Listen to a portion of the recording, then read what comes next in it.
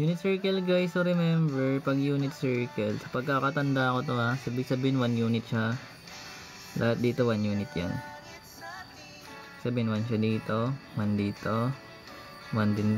Yung radius niya, sabihin 1 unit ha.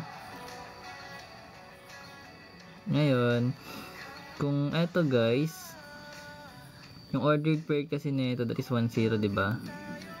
Then dito naman 0 1. So pag nasa left side naman, that is negative 1 0.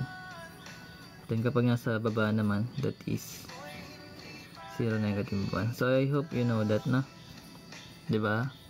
Sa Cartesian. So ngayon, kung unit circle kasi guys, pwede rin siya maging radian. And dapat alam mo na yung x, etong 'di ba may x